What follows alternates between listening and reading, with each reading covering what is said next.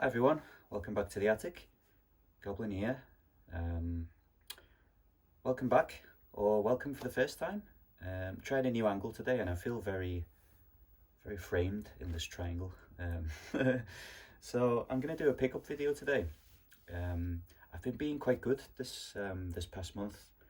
And by that I mean not buying so much stuff because I had a bit of a splurge at the start of last month to redecorate in here. I spent hundreds on carpet and paint and all sorts, but I have got some cool stuff to show you. So starting off, I'm going to start off with things that aren't games but are game related merchandise, and I think you'll still enjoy them. So yeah, got this new angle. I've enlisted, now apologies that I'm not myself transparent, but I've enlisted the help of this transparent chair so that even though the chair is here, it's not blocking the collection. You can still see what I'm pointing at. And actually, some of the first pickups I'm going to talk about are sitting right behind me already. So in my past few videos, I have mentioned my Tomb Raider 3 calendar that I'm super happy with. That I've got up here. This is from 1999. I guess because Tomb Raider 3 came out in 98, and then you obviously release a calendar for the next year, and I've continued that theme, and I've picked up another one, the year 2000 Tomb Raider Revelation calendar, which you can see over my shoulder here. Now this is the one that I was actually after in the first place, when I ended up buying this one as a kind of consolation prize, because this was on an auction, this Tomb Raider Revelation, Last Revelation calendar, and let me just pick it out. Oh, this is going to be good. It was up on an auction. Basically I bid on it and I got outbid by a pound. Someone paid like £43 or something, and I was like, afterwards I was like, I might have paid that for it, and oh well. But the Tomb Raider 3 one, which is not sealed, was up for like £11 something, so I just bought that one straight away, and I was made up with that. But some weeks later, the very same seller relisted this on eBay. I guess the guy who beat me didn't pay, or the seller was engaging in illegal bid, bidding against me himself to boost the price, and that went a bit wrong. But either way, I don't care, because it came back on and I got this for £23 total, something like that. It was described as sealed with some tears in the cellophane, and as you can see, there are some tears. Now this one is kind of saucy, even saucier than the Tomb Raider 3 calendar. You see it says Lara Uncovered, and if I flip this around to the back, you can see there's some pretty saucy shots of Lara in this one. So yeah, I really wanted this. Now, I don't know, now that it's arrived, actually the whole side of the cellophane here is open, and it will be, there's still a, I can show you in the middle, there's still like a piece of cardboard in there to keep it flat. It would be theoretically possible that somebody had slid this out and then re-slid it in. I guess we'll find out if they've done that, because all the pages probably be stuck together, if you know what I mean. So without further ado, I think I'm going to unseal, not really unseal, but I think I'm going to open this, because yeah, I'm not intended to keep this in a sealed state. So it's made it 25 years to get here. Sorry if this offends you, but I'm gonna rip this right open. In fact, I'm just gonna slide it out. Then I can slide it back in and sell it later. No, I'm joking. I wouldn't do that myself. So yeah, we've got a bit of preview on the back. And without poring over this for too much time, I'm gonna have a little flick through. So I'll probably swap this one out occasionally with the Tomb Raider 3 calendar. Now, in the same way that it's not 1999, it's not March either. But I just prefer the, what have we got? Yeah, the one for April is less, it's kind of cool, I guess, but yeah, I'm just pretending it's whatever month I like. So we've got January. I'm not going to show all of these because I guess I can, oh, holy smokes. So I can flash them up in the background. I mean, I can have it hanging in the background of future videos. So yeah, another reason to come back, check my next video, is there'll be another very saucy Lara picture on the wall. So that is my first pickup. Very happy with that. Yeah, I felt like it was destined to be mine, and it came back to me in the end. So there we go. Now you'll notice that my Lara shrine is sort of expanded this way. So in my last video I already had Angel of Darkness and the guide up here and Tomb Raider 3, and then I took a trip with my son, was it last weekend? I took him out to the park on his trike to give his mum a rest because she'd had a bad night with him, to catch up on his sleep. Everyone's out again today, which is why I've got a day of peace to make a video, which is why you're gifted with it today. Anyway, took my son out, and I managed to think of a park which was near, really good for him to ride his trike in, and also close to, well, pretty much my favourite retro game and trade-in store. So I went in there thinking, you know, I've got to be good, I'm not going to spend much money. And then, after having recently picked this up, I saw these two Premier strategy guides. So we've got Tomb Raider 3. Let's show this one first. They were both there on the shelf, and as soon as I saw them, I knew they were coming home with me. Even if I had to, yeah, even if I'd sort of gone in there thinking I wasn't going to spend really any money. So yeah, we've got the Tomb Raider 3. And if ancient artifacts and mysterious genetic material don't entice you, there's always Lara. There really is, eh? So this is full of yeah, similarly to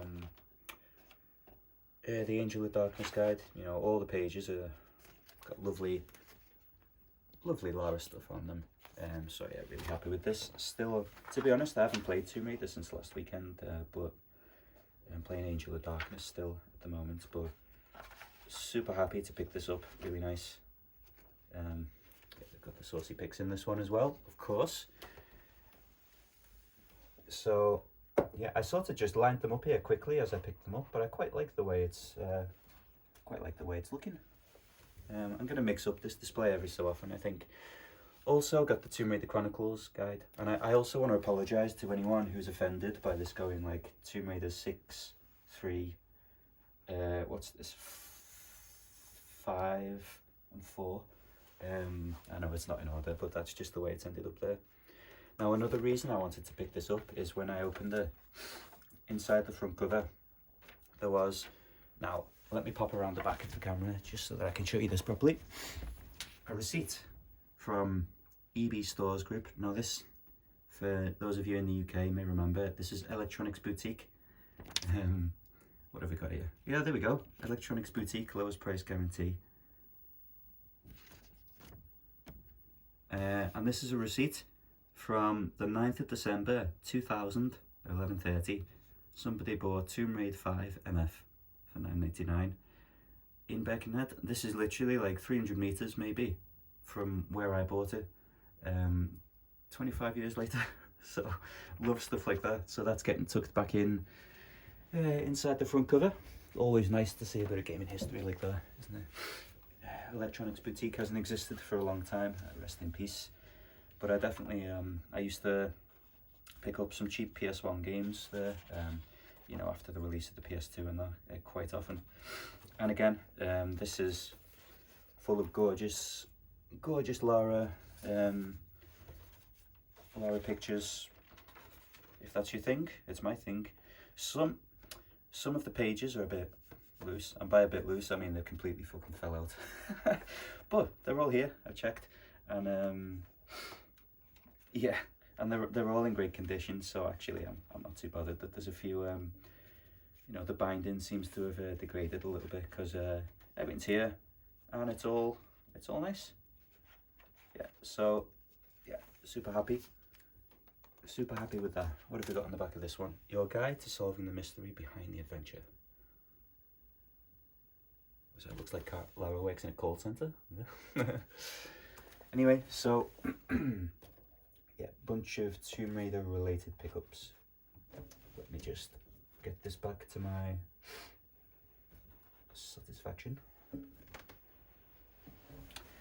So looking pretty good. Now I promise there are some games coming in just a minute.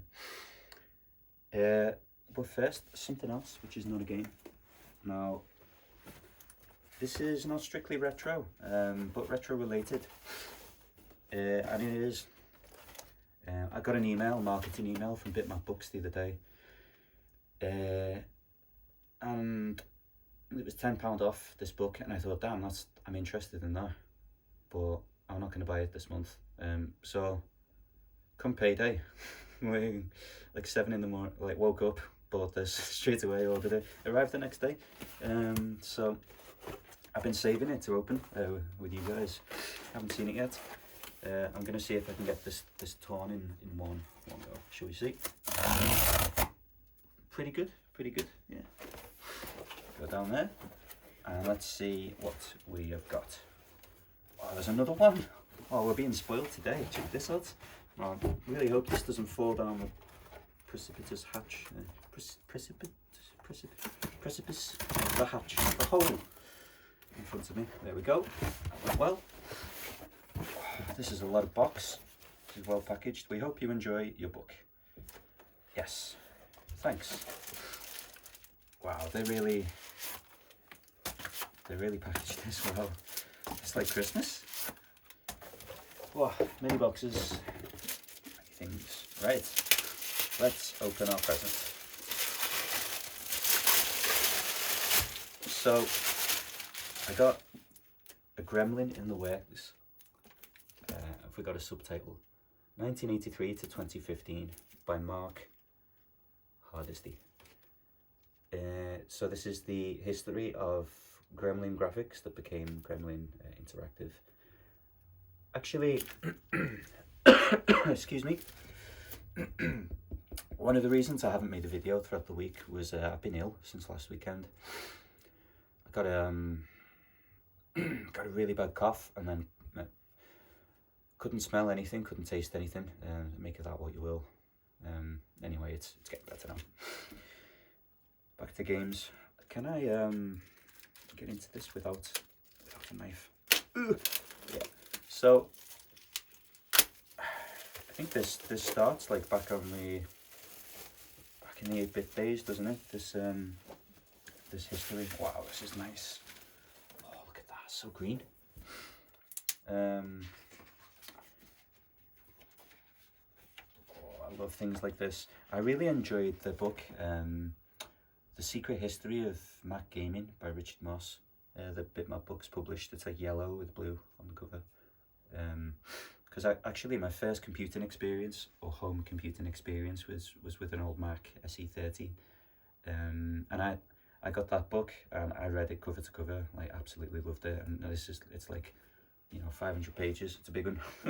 But I love reading the experiences of developers from back in the day. The stories of how the games came to be and stuff. And I work making like software myself now as well, so it's kind of I feel like I can relate to it a little bit. What's this? It's straight to the Golden Grahams advert. So my experience with playing the games of this developer is actually, they've done Loaded and Reloaded, haven't they? I've played those, but the thing I remember most about them is after they became Infogrames, owned by Infogrames, whatever, merged with them, and they made Hogs of War. Like, I just found an interview page about it. Absolutely loved Hogs of War. Had it when I was little. Oh, there we go. It's a bit of a pixely, screenshot there, but there you go. But I love hearing about character art from Hogs of War. I listen a lot to the Retro Hour podcast, which sort of goes over like retro news, and then every week, every Friday, they have an interview with like the developer or something from back in the day. And I just love hearing the stories of like the 8-bit era, even though I was born a little late to be involved in it. Although my uncle did give me a Commodore 64 when I was about 10 years old, and I had to play with that. So I have loaded games from tapes and stuff. But yeah, looking forward to reading this. Yeah, very happy. Oh, look at that gauntlet. Beautiful page. Lovely stuff. So, that is enough about things that aren't games. Now, I wanted to open that first because, before the games rather, because yesterday, we were going out to, me and the little family, going out to a garden centre. My partner wanted to get some new plants for the front garden. So I had a look, and there was the closest town to it. Because, you know, when you go to a garden centre, I don't know if anyone ends up doing this, and, you know, in family life, if you end up eating there, sometimes just having lunch there, you end up spending like 40, 50 quid on your lunch, or, you know, if you've got like 3 people. It's like, geez, that could have,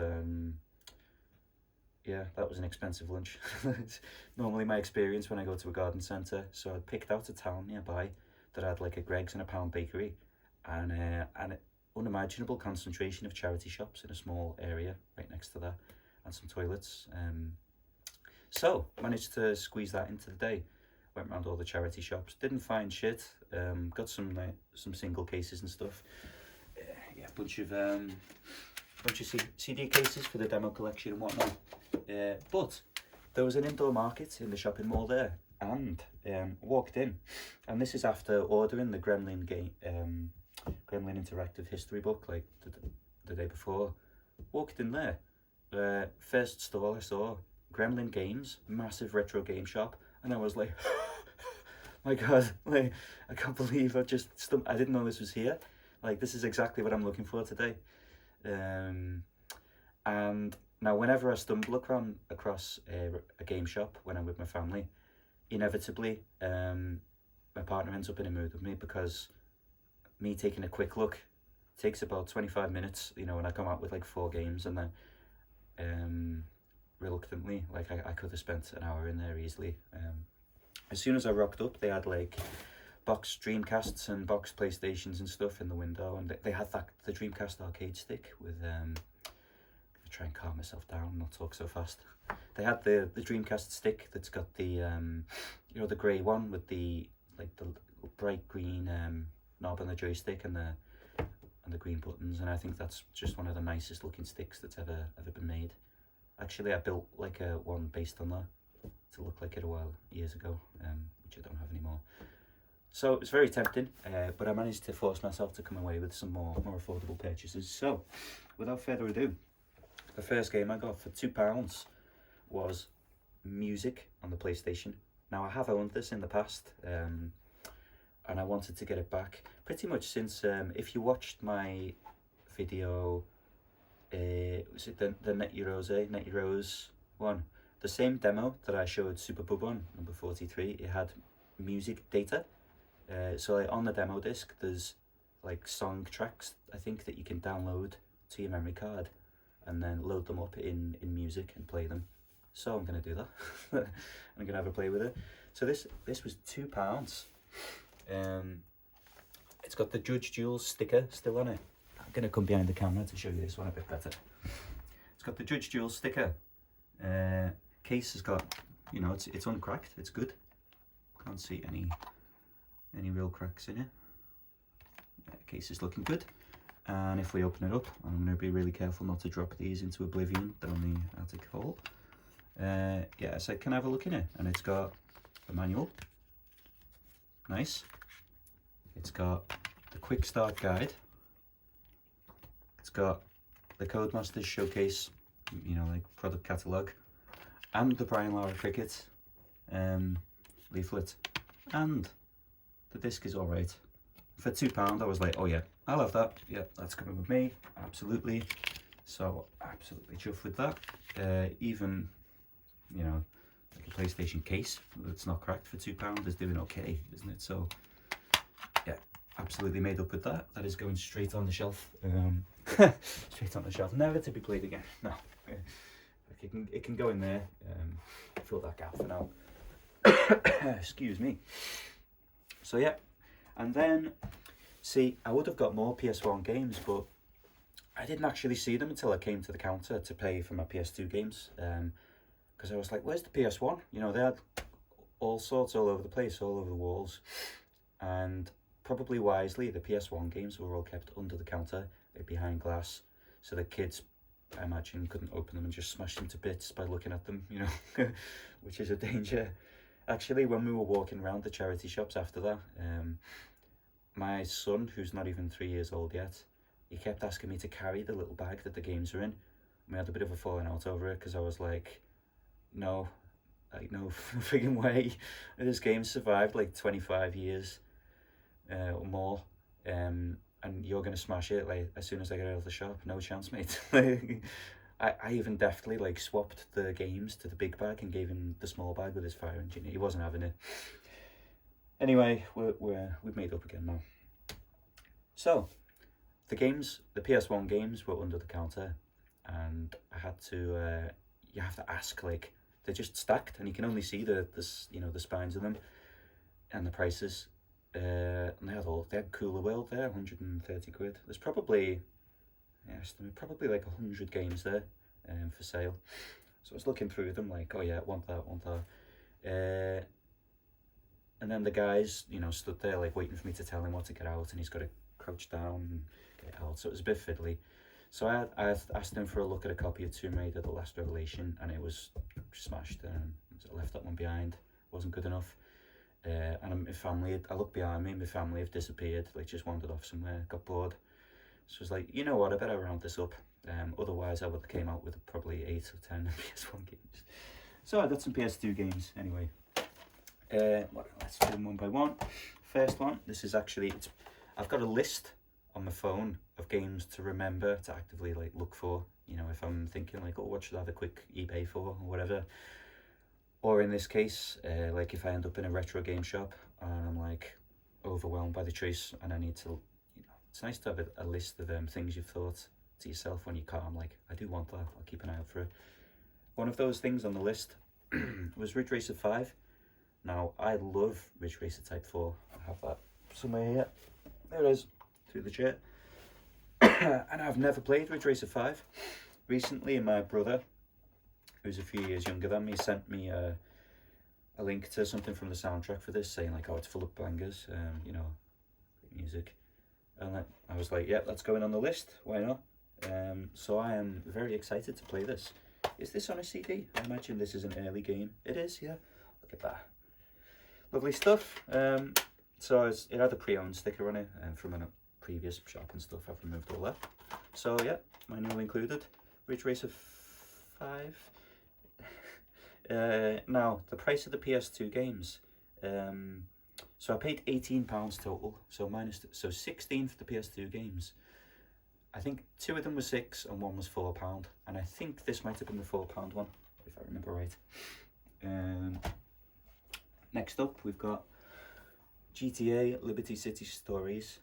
Now, I believe this came out on the PSP as well. This is the PS2 release. Never played this. Obviously, I beat Vice City back in the day, actually. Never played Liberty City Stories. The manual, this is probably well known, but the manual is like a stylized like a newspaper. It's pretty cool. So yeah, got Liberty City Stories, looking forward to trying that.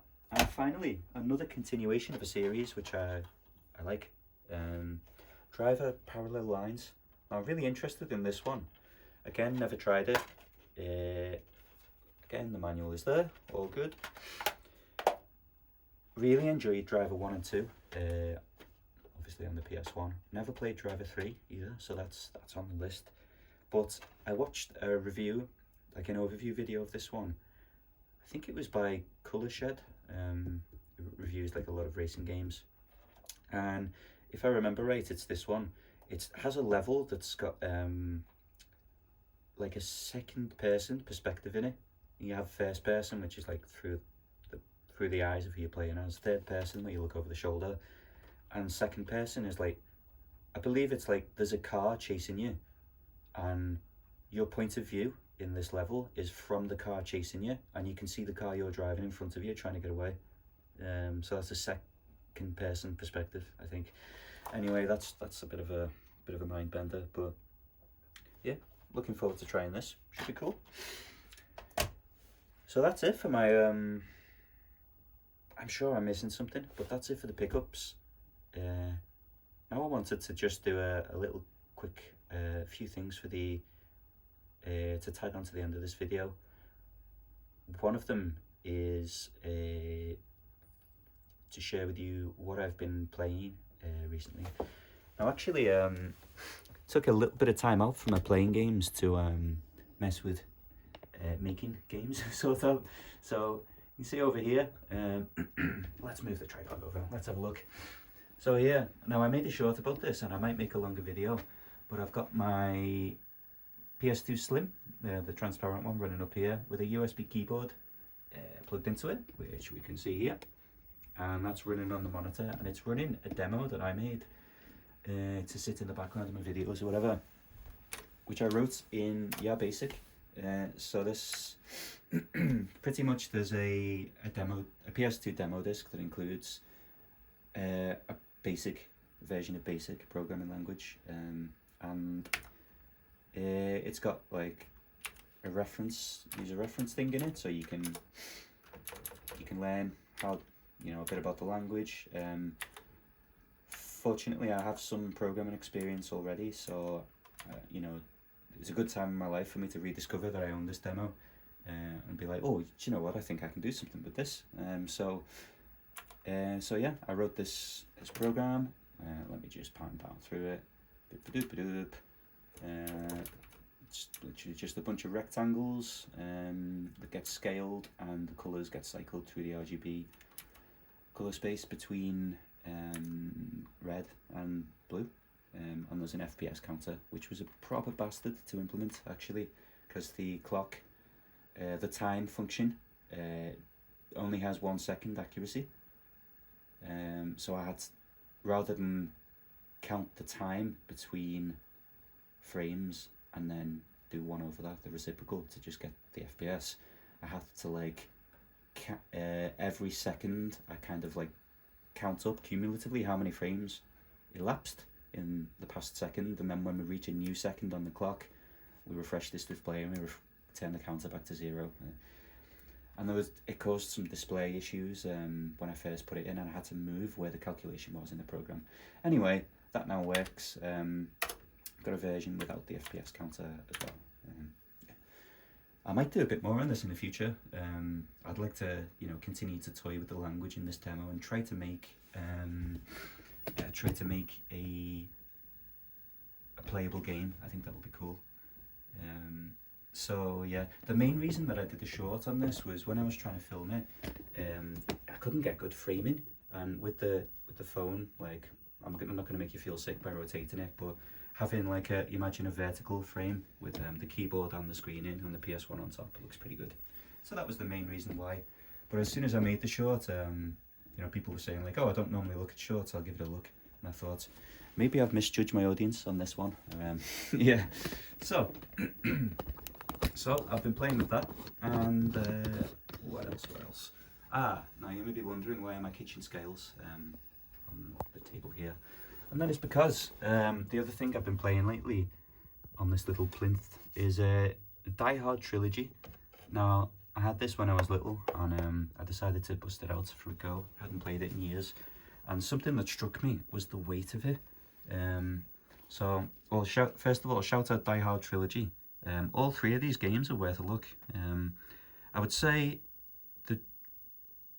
having tried the shooter, so the light gun game, which is Die Hard 2, the driving game, which is Die Hard with a Vengeance, and remembering the third-person shooter, which is Die Hard. I'd say I tried Die Hard with a Vengeance the other day. It hasn't aged too well, but it's some like sound bites in it that trigger some nostalgia. Love the light gun shooter, Die Hard 2, amazing. I haven't tried Die Hard 1 again yet. Anyway, let me whip this open. Now, we're going to have a new segment on the show, which is, I opened this and I was like, could that be the fattest, heaviest PS1 manual that's ever been made? Can anyone think of a challenger to this? Look at the size of it. absolutely massive. It's one of those, you know, multi-language. There we go. Oh, we found the Spanish straight away. Actually, this is a good segue. The other reason that I'm saving my money at the moment, trying not to splash out on too many games, is because within a couple of weeks my partner's decided that we're going to Spain, because her family are from Spain.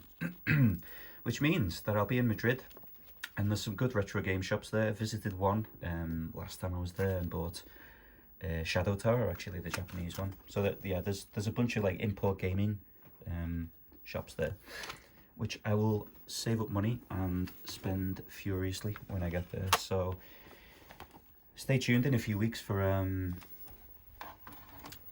yeah, for pickups from Spain. I'll relate my experiences of trying to speak to the guys in the shop to you. But yeah, last time we went, I was like, anyway, tell you what, I'm gonna stop talking about Spain and get back to my idea. So what I'm gonna do is, and I've got my whiteboard here, we're gonna have a little segment, and every time I get a PS1 game out, we're gonna put it on the leaderboard. Let's put this up here of what is the heaviest PS1 manual. I've just ripped off my question mark. Now, I think we're starting off. I can't imagine many games are going to beat this. So let's turn on the kitchen scales that we've got here. Let's get them into the right units. For science, we've got to do this in grams, because we like the metric system. Apologies to any Americans. So 122 grams, 121. Let's give it 121 grams. So I'm going to write that up on the leaderboard, and then we're going to put something else on. I guess we'll get music for context. So I'm thinking we're going to start up here somewhere, because I know from experience that's a heavy manual, right? Although I have never weighed one before. So we'll have Die Hard Trilogy. Come on, Hans. 121 grams. And now quickly, wait, I put music on the shelf, didn't I? Look at this mess now. I've got to jump over the hole. Where did I put it? In Die Hard Trilogy place, next to Alien Trilogy. Let's go back over here. Now, maybe this isn't a great fair comparison, because music actually comes with two manuals. Do you know what? I'm making up the rules as I go. Let's take that off. Make sure that's 0. So the music manual itself weighs 35 grams. Plus, go on, let's weigh the quick start guide, because one could argue that that's part of the manual. 17 grams, 30, 18, 35 plus 18, so what have we got? That is going actually way down here. So we'll do 35 plus 18 equals 53 grams. Tell me if I'm wrong in the comments. Music. Right, so this is the initial leaderboard. I might neaten it up, but yeah. So there we go. Can anyone, for science, can anyone think of a PlayStation game that's got a fatter manual than this absolute monstrosity? Now there must be one out there, but I think that's gonna remain probably near the top of the leaderboard. So let me know. Yeah, anytime I get out a PS1 game, I'm going to check it and add it to the leaderboard, and you should let me know what games you think are going to be heavier. Right, and now at this point I'm going to stick you back in the tripod and do a little outro, because this video has gone on very long. Which way are we? We are this way, that is pointing this way, and that is roughly where we want to be. So,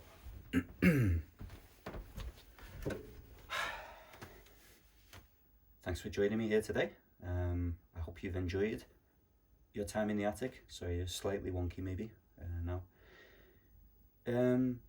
So yeah, what have you been playing? Have you opened any PS1 games lately and been like, damn, that's a heavy manual, let me know. Also, a shout out to it's a guy who's new to my channel, and I actually found his channel the other day. His name's My One's Retro Gaming Room or something like that. And his setup is unbelievable. He's got like a retro gaming house. It's like not just a room now, it's like it's spread out. He must have like 10 plus PVM. It's just insane. Yeah, say that his collection is in a matured state, one might say. He's got a lot of shit, a lot of good shit. Worth a look. Doesn't seem to do commentary stuff like you know, talk to the camera or anything, but still pretty amazing to see all that stuff in one place. And he gave my channel a share the other day, so shout out to My One. Thank you for that, and thank you to all new subscribers who've or existing subscribers. Anyone who watches this video, shout out to you. Thank you for coming. I've got some other ideas for videos coming up soon. Actually cleaned my Mega Drive collection the other day after getting it out of storage.